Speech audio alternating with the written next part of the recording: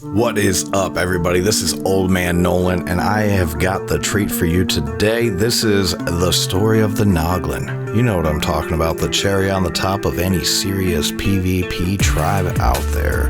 You need to get yourself a Noglin. You want to get yourself a Noglin. You've got yourself a Noglin, but did you know whether or not you did it in the best way possible?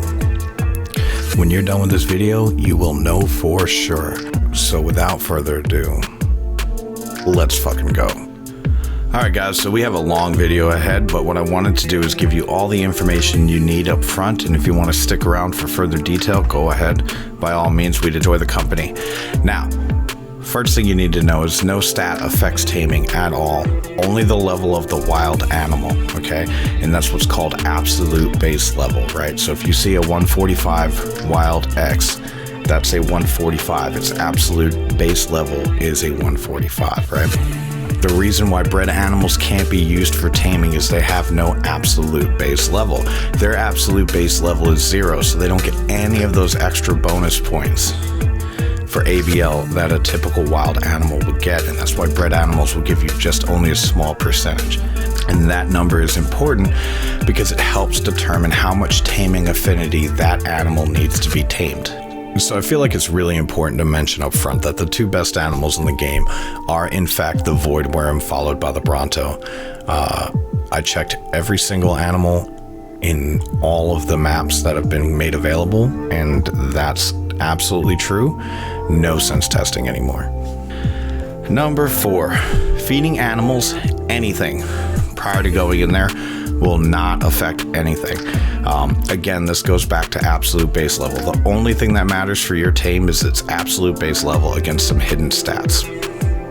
All right, so I tried putting food in their inventories to see if there's a way to trick the taming event. I put every consumable in the game in the animal.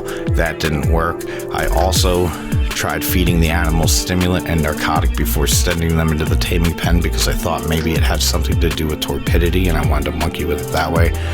Nothing worked.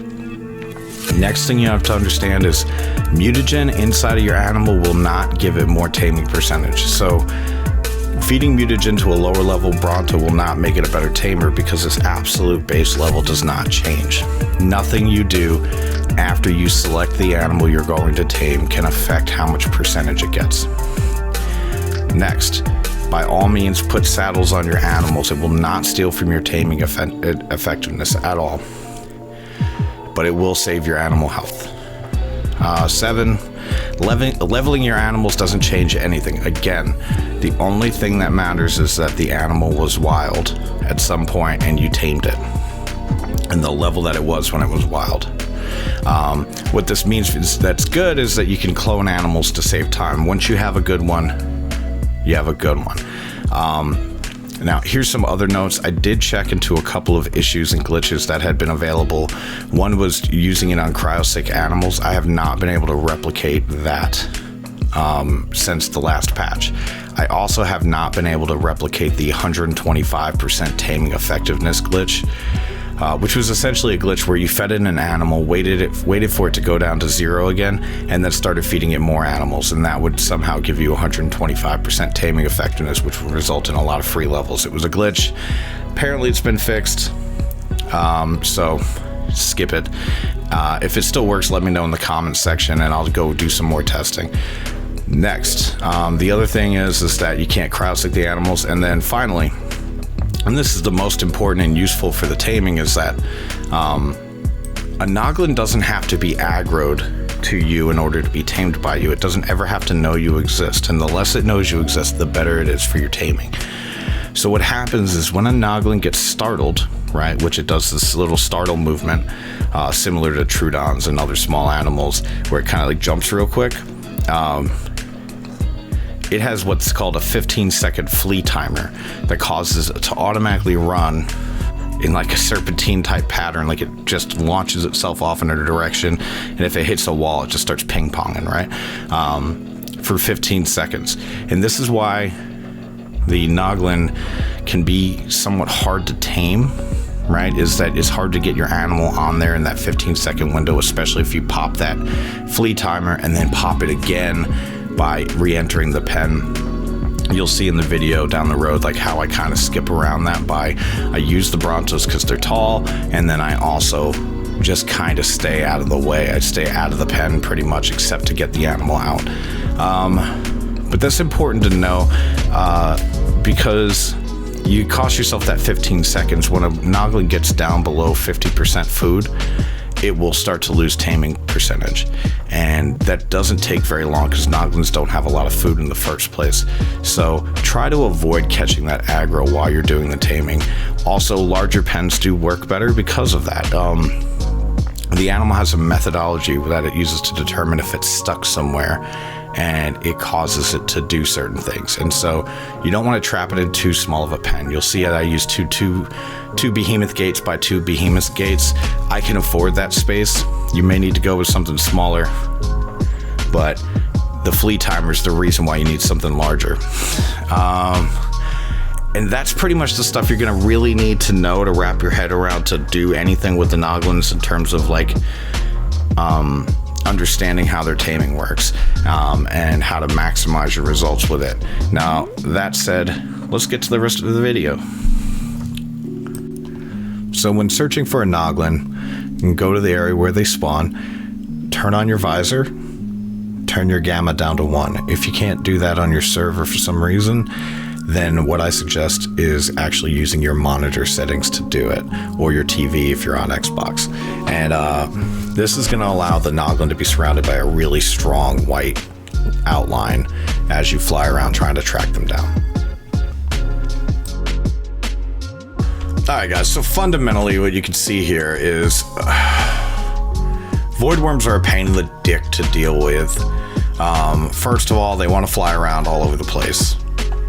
Secondly, there's no good reason to use an animal as difficult to get as these, because a Bronto does just fine, and they're so simple. They're freaking berry tame. It's just a stupid manifestation of game mechanics. I just wouldn't do it. I wouldn't use voidworms. Alright guys, so this is the trap I use. Obviously you can, with the amount of information I provided you today, you can develop your own, but I thought it was only fair to provide you what I do, and it works for me pretty much 100% of the time. So I've got 2 behe gates, and what they're going to do is provide enough area so that the noglin doesn't guess that it's trapped, even though it is. So I do a 2x2 of behemoth gates, and then I've created a plank where I can have the Brontos walk the plank into the pen. I drop the noglin into the pen that I want to tame, and then I just hit follow. One follows, it falls in the hole, gets its head jumped. As soon as that happens, go to the next one. Tell it to follow, have it go in the hole. If you can pick up the Bronto, great. If you can't, don't worry about it. Yeah, if it dies, that kind of sucks, but Brontos are super easy to tame, and because taming effectiveness does not matter, you can literally just feed them berries and move on with your life by just taming them up. And I've literally knocked out 5 or 6 Brontos at a time with a tech bow and just put a bunch of berries inside of them. And then I just track them on my map. When it says they're done being tamed, I just go back and get them. Which is a lot safer on a PvP server for one. But anyway, don't worry about them dying. It's more important that you get that 20% out of them, because you don't want to lose taming effectiveness. So you'll see I have them follow me to the hole. If the noglin doesn't jump it immediately, I usually just try to keep the Bronto right on top of the noglin using the follow function. And then once you get through 5 of them, you should have 100%. Now I have noticed that there are times where lag spikes cause you to get less than 20%. And this is why I don't suggest using anything less than a 150 Bronto, because a 150 Bronto has extra taming affinity to where it can still get the 20% even if there's a short lag spike on the server. And I can get into the details of why that happens, but I'm not going to do it. It just is. So that's why I say get a high level Bronto, use that dude. Yeah, but this is how you do it, how I do it, and it works fine. And I don't have to deal with flyers. I don't have to deal with cryo sickness, none of that stuff. The only thing that's kind of a pain in the butt is you have to heal with the Brontos, but there's a trick for that. Right now, currently, there is a glitch where if the animal is cryosick, you can heal it with the tech phase pistol. So cryosick the Bronto, heal it up with the tech phase pistol, then go do something else for an hour or so. Come back, they'll wake up. If you need them to wake up quicker, you can feed the Bronto stimulant to wake up faster, but it really doesn't do that much better. So, I mean, it does. It basically halves the time. But, you know, I suggest that's pretty much the quickest way to heal them. Or you can just use a Daedon, but you're going to go through a lot of food that way. Snow owls are fine too, but sometimes it's kind of janky trying to get them to freeze multiple animals at once, especially when they're large animals. So I suggest using the tech phase pistol while the animal's cryosick. If it is not cryosick but unconscious, the tech phase pistol will not heal it. And that's pretty much the trap, guys. I kind of made it a goal for me is like every day when I log on, I just go tame a Noglin real quick. And then I set it up for the next day. And, you know, and that way I can continually get Noglins, but I don't have to deal with the pain of waiting for him to wake up and all that stuff. I can just come back the next day and do it. And that's how I do it, guys. I hope that helps. Yeah. So here's what I thought was interesting. Brain food dino classes, 1 element. All right, so in this array of brain food, under the brain slug, it said monkey, character BP, which is the Mesopithecus, is considered brain food, which I tried having it jump onto it. They don't have a drag weight that's high enough to get stuck on. So then I was like, well, maybe if I put it on my shoulder. I tried that. That didn't work. In fact, it seemed almost like the Noglin was scared of the Mesopithecus. So I'm not sure what the deal is with that. And this is where I'm talking about with that base taming affinity. But I think initially they were planning on going another way with how you tame it. And I'm kind of disappointed that I didn't find anything as deep as I dug, because as deep as I dug, dude, like I hope somebody digs deeper and finds something cool, but I was really hoping that it was kind of like this extra reward for going, you know, like, hey, yeah, you can tame it using Brontos and Void Worms. Like, yeah, I guess that's just the way the math adds up. Or, you know, this would be like, if you just happened upon this kind of like Easter eggy type thing, like while you were out taming, you forgot you had a monkey on your shoulder. That would be like a really cool like nod to the fans, the people who put the time in, because it would have been like, hey, you just played the game so much you happened upon this, you know, and I think that's cool. But let me try to explain to you in the simplest terms why the Void Worm works. And I know you guys are like, well, we already fucking knew that. I get it, dude. Like, I wish I found like the fucking secret to success on this one, right? But they didn't Easter egg us. They didn't do shit. They just hid this obtuse thing. Like, the reason why I thought there would be something to it is it's so freaking stupid that, well, either this space,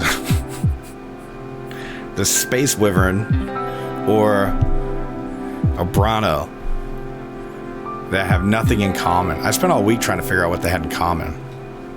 They don't have fuck all in common. But let me show you. Like, so this is the stats for a liquefied Bronto off of Crystal Isles. I also compared that to a regular Bronto, so same thing. Right, but if you look here, this 10,000, and then you look at the Void Worm here. Let me try to filter by name. Filter, we'll go like this. Void Worm. And then we will go to Bronto. Boom. That's fine. Okay. So if you look here, required tame affinity minimum is going to be 5,000 for a Void Worm and 10,000 for a Bronto. And you think, well, fuck, why isn't a Bronto better than a Void Worm? It's because per base level, the Void Worm gets 750 added to its required tame affinity, whereas the Bronto only gets 500. So if you're looking at a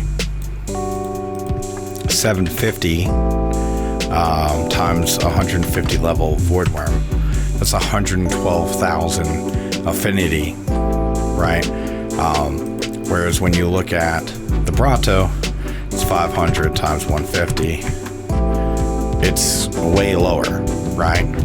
So that's why you can use a void worm of a lower level to get the full 20%. Yo, survivors, that's the video. That's pretty much it. I cannot imagine me giving you any more information about a Noglin, but if there's something I missed, please hit me up and I will fill in those gaps for you. If you liked this in-depth, detailed look at the code behind Ark, we can continue to create content like this, and the way we're gonna know that you really liked it is to watch that subscriber count double in the next 7 days. All right, I need to see those numbers go up because I need to know if the amount of time and the level of fidelity we got into this, whether or not the juice was worth the squeeze. All right, so let us know, and also let us know what you want us to look into. I'm excited about it. I'm excited about the prospect of having this channel go in that direction where we actually give you the no shit. Here's the facts from the code. Let me know if you like it. Anyway, check out Illegal Broadcast on Fiverr. He is my editor, and he's an awesome fucking dude. He 1L. And also, check us out on Twitch, twitch.tv/oldmannolan. I'm pretty much live every day. I've been doing Ark, and while I was waiting for patches to come through, I do Phasmophobia, Ghost Hunter Core, and I'm also playing fun games like Human Fall Flat and things like that. So come on by, hang out with us. We usually drink a bunch of beer and have a good old party. Thank you so much, survivors, for hanging in this long. We really appreciate you. Show us all this love and support you can give, and have a great day.